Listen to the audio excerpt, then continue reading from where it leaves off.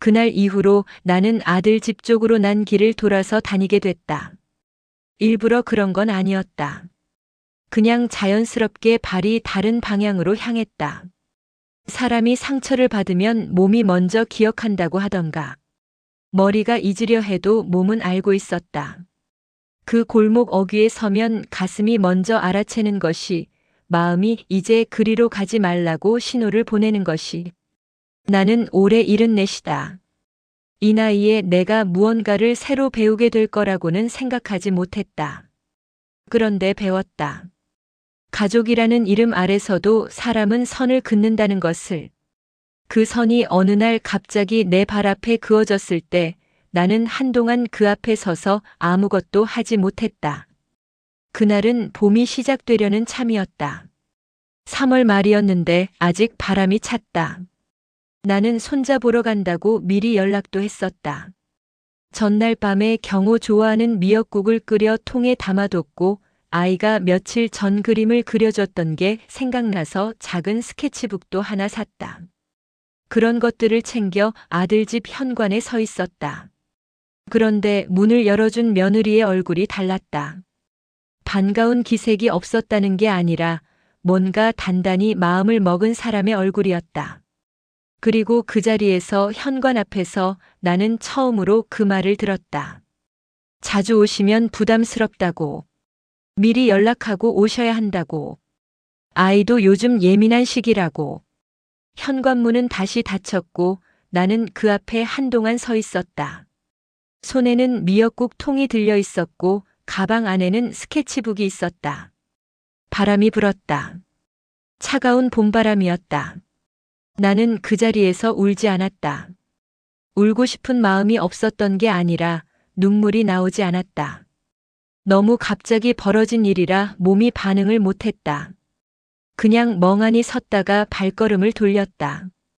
버스 정류장까지 걸어가는데 사람들이 모두 낯설었다. 지나치는 사람들이 다들 각자의 세계 속에 있고 나만 어딘가에서 붕 떠 있는 것 같은 느낌이었다. 집에 돌아와 미역국을 냉장고에 넣었다. 그 통을 보면서 한참 서 있었다. 내일 아침에 내가 혼자 먹어야겠구나 하는 생각이 들었는데 그게 이상하게 서러웠다. 경호를 생각하며 끓인 국인데, 경호가 좋아하는 두부도 넣고 조금 싱겁게 간을 맞춘 국인데, 그걸 내가 혼자 먹게 됐다. 그날 밤 남편한테는 아무 말도 하지 않았다. 남편은 오래전에 세상을 떠났으니 사실 말할 사람이 없는 건 아니었다. 나는 혼자 사는 게 익숙해져 있었다. 남편이 떠난 후 10년 넘게 혼자였다. 그래도 외롭지 않았던 건 경호 때문이었다. 손자 경호. 돌이 지났을 때부터 내가 많이 봐줬다. 아들 내외가 일하는 동안 내가 돌봤고 경호는 나를 잘 따랐다. 그런데 경호가 이제 6살이 됐고 유치원도 다니고 세상이 그 아이한테 넓어진 것 같았다. 나는 그게 기특하면서도 한편으론 내 자리가 조금씩 줄어드는 느낌이 들기 시작했었다. 그런데 그 느낌이 그날 현관 앞에서 말로 확인됐다. 부담스럽다는 그 한마디로. 며칠이 지났다. 아들에게서 연락이 왔다. 어머니 왜 안 오시냐고. 경호가 할머니 보고 싶어 한다고. 나는 요즘 몸이 좀 안 좋아서 쉬고 있다고 했다. 거짓말이었다. 몸은 아무 이상이 없었다. 다만 그 말 외에 다른 말이 생각나지 않았다. 아들은 그 말을 그냥 받아들였다. 더 묻지 않았다. 그게 또 서러웠다. 어머니가 안 온다고 하는데 왜 안 오냐고 더 물어봤으면 좋겠었다. 무슨 일이 있느냐고, 어디가 불편하냐고, 한번 와봐도 되겠냐고. 그런 말이 오지 않았다. 나는 그날 저녁 일기장을 꺼냈다. 오랫동안 쓰지 않던 일기장이었다. 남편이 살아있을 때는 일기를 잘 쓰지 않았다. 말로 다 했으니까. 혼자가 된 후에 다시 쓰기 시작했는데 어느 순간부터 또 손이 멀어졌다. 그런데 그날은 뭔가 적어두고 싶었다. 크게 쓰지는 않았다. 그냥 그 날짜와 날씨를 쓰고 현관 앞에서 받은 말을 짧게 적었다. 그리고 그 옆에 이렇게 썼다. 이제 가지 않겠다고. 기다리게 하지 않겠다고. 그게 내 자존심을 지키는 방법이라고. 그렇게 한 달이 지났다. 나는 아들 집에 가지 않았다. 연락도 먼저 하지 않았다. 아들이 가끔 문자를 보내왔는데 나는 짧게 답했다. 잘 지낸다고 걱정 말라고. 그게 전부였다. 처음 일주일은 일부러 바쁘게 지냈다. 오래 다니던 성당에 더 자주 나갔고 동네 문화원에서 하는 수채화 강좌도 한번 나가봤다. 낯선 사람들 사이에 앉아서 붓을 들고 있는 게 어색했지만 집에 혼자 있는 것보다는 나았다. 뭔가를 하고 있으면 생각을 덜 하게 되니까. 그런데 두 번째 주가 되면서 어색함이 조금 가라앉았다. 수채화 강좌에서 옆에 앉은 분이 먼저 말을 건넸다. 나보다 몇 살 많아 보이는 분이었는데 붓질이 능숙했다. 우리는 그림 이야기를 하다가 어느새 각자의 이야기를 조금씩 나눴다. 그분도 혼자 사신다고 했다. 자식들이 있는데 바쁘다고 했다. 뭔가 더 말하려다가 그냥 웃고 넘어갔다.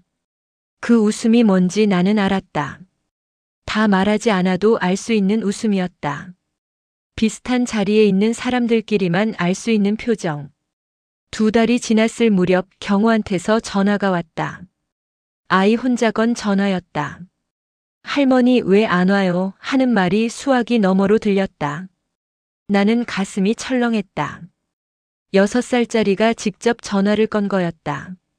아이 목소리가 작고 조심스러웠다.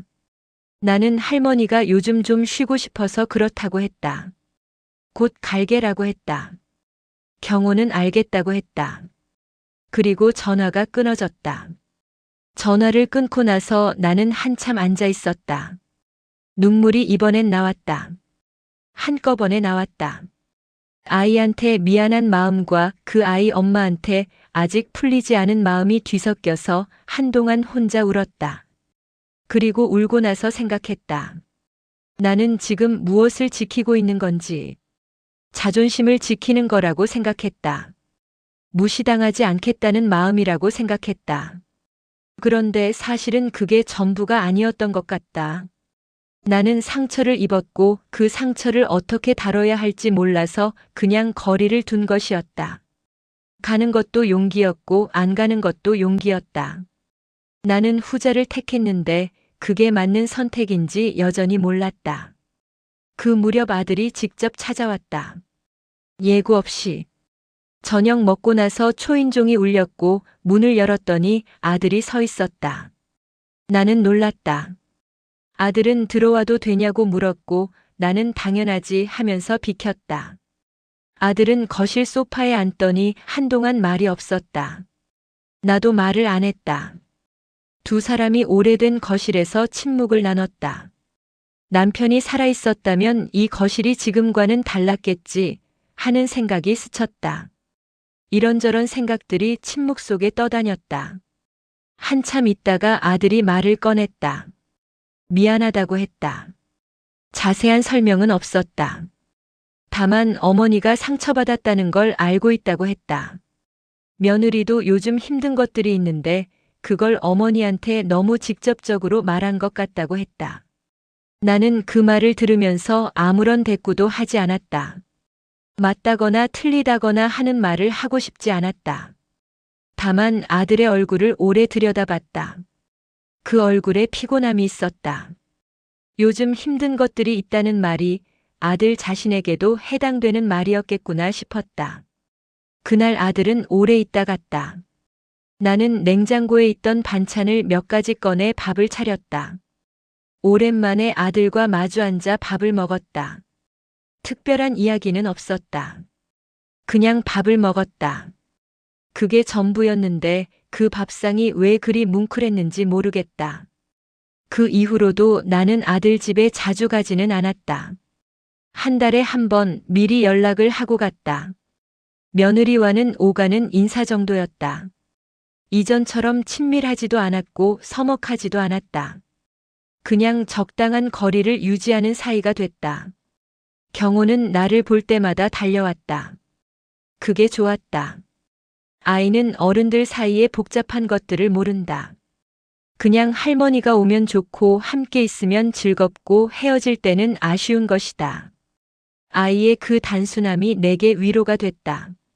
수채화 강좌는 계속 다녔다. 옆에 앉았던 분과는 제법 가까워졌다. 그분 이름은 정순례 씨였다. 우리는 강좌가 끝나면 가끔 근처 커피숍에 들러 이야기를 나눴다. 자식 이야기, 살아온 이야기, 요즘 세상 이야기. 많은 걸 말하지 않아도 통하는 사람이 있다. 정순례 씨가 그런 사람이었다. 여름이 지나고 가을이 왔다. 나는 어느 날 오후 혼자 산책을 나갔다가 근처 공원 벤치에 앉아서 오래 앉아 있었다. 단풍이 지기 시작하는 시절이었다. 나뭇잎들이 하나씩 떨어지는 걸 보면서 나는 그날의 현관을 다시 떠올렸다. 처음엔 그 장면이 떠오르면 가슴이 답답했다. 며느리 얼굴이 떠오르면 서운한 감정이 올라왔다. 그런데 그날 공원 벤치에서는 조금 달랐다. 그 장면이 떠오르는데 화가 나는 것보다 먼저 이런 생각이 들었다. 며느리도 힘들었겠구나. 쉽게 온 생각이 아니었다. 한 계절을 넘기면서 그 사람도 사정이 있을 것이라는 걸 조금씩 받아들이게 된 것이었다. 내가 아들 집에 자주 가는 것이 내게는 손자를 보는 기쁨이었지만 며느리한테는 다른 무게로 느껴졌을 수도 있었다. 나는 그걸 그때는 보지 못했다. 아니, 보지 않았다. 내 마음이 손자한테 가 있으니 며느리의 마음은 거기까지 닿지 않았다. 그렇다고 해서 그날 들은 말이 상처가 아니었던 건 아니다. 분명히 상처였다. 현관 앞에 서서 그 말을 들었을 때의 느낌은 아직도 남아있다. 다만 이제는 그 상처와 그 사람을 분리해서 볼 수 있게 됐다. 그 사람이 나쁜 사람이어서 그런 말을 한 게 아니라 그 사람도 어느 순간 한계에 다다랐던 것이라고. 그의 추석이 됐다. 아들 집에서 명절을 보내기로 했다. 며느리가 먼저 연락을 해왔다. 와서 같이 지내자고. 나는 잠깐 망설였다. 그런데 가겠다고 했다. 추석 전날 나는 전을 부쳤다. 혼자 부치는 전이 많기도 했지만 그냥 하고 싶었다. 경호가 좋아하는 동그랑땡도 넣었다. 명절 아침마다 나던 그 기름 냄새가 집안에 퍼지는데 오래된 기억들이 따라왔다. 남편이 살아있을 때, 아이들이 어렸을 때, 명절이면 온 식구가 모이던 그 시절. 아들 집에 도착했을 때 경호가 문 앞에서 기다리고 있었다. 아이가 달려와 안겼다. 며느리는 조심스럽게 웃으며 반겼다. 우리는 많은 말을 하지 않았다. 다만 함께 상을 차렸고 함께 밥을 먹었다. 그 자리에서 나는 며느리를 새로 보려고 노력했다. 이 사람도 누군가의 딸이고 이 집에서 자기 나름대로 열심히 사는 사람이라는 것을. 내가 느낀 것처럼 이 사람도 자기 방식으로 버겁고 자기 방식으로 애쓰고 있다는 것을. 완전히 이해가 된 건 아니었다. 여전히 그날의 현관이 완전히 사라진 건 아니었다. 하지만 그것을 붙들고 있는 것이 나에게도 이 가족에게도 도움이 안 된다는 건 알게 됐다. 겨울이 됐다. 나는 창가에 앉아 차를 마시는 시간이 늘었다. 아침에 일어나면 창문 너머로 하늘을 보고 차를 끓이고 그냥 앉아 있는 것. 그게 요즘 내 아침이다. 가끔은 경호 생각을 한다. 지금쯤 뭘 하고 있을까? 아이가 커가는 걸 곁에서 보지 못하는 시간이 아깝기도 하고 그렇다고 이전처럼 무작정 달려가는 것도 이제는 내 방식이 아니다. 적당한 거리라는 게 있다는 걸 이제 안다. 너무 가까이 있으면 상대가 숨이 막히고 너무 멀리 있으면 내가 외롭다. 그 사이 어딘가가 맞는 자리인데 그 자리를 찾는데 나는 74살이 되어서야 조금 알게 된 것 같다. 가족이라는 것도 마찬가지다. 피가 섞였다고 해서 오래 함께 살았다고 해서 자동으로 서로를 이해하게 되는 건 아니다. 가족 안에서도 각자의 공간이 필요하고 각자의 사정이 있고 각자의 한계가 있다. 그걸 인정하는 것이 가족을 오래 유지하는 방법인 것 같다. 나는 여전히 가끔 그 현관 앞 장면이 떠오른다. 손에 미역국 통을 들고 가방 안에 스케치북을 넣고 서 있던 그 순간이. 그 장면이 떠오를 때마다 이제는 화보다 가까운 무언가가 올라온다. 그게 정확히 무엇인지는 모르겠다. 다만 그 봄의 차가운 바람이 나에게 뭔가를 가르쳐 줬다는 건 안다. 손자 경호가 할머니는 왜 예전만큼 자주 안 오냐고 물을 날이 올지도 모른다. 그때 나는 할머니도 나름의 생활이 있다고 말해줄 것이다. 그리고 그 말을 부끄러움 없이 할 수 있는 내가 지금 이 자리에 있다. 74세 봄은 그렇게 지나갔다.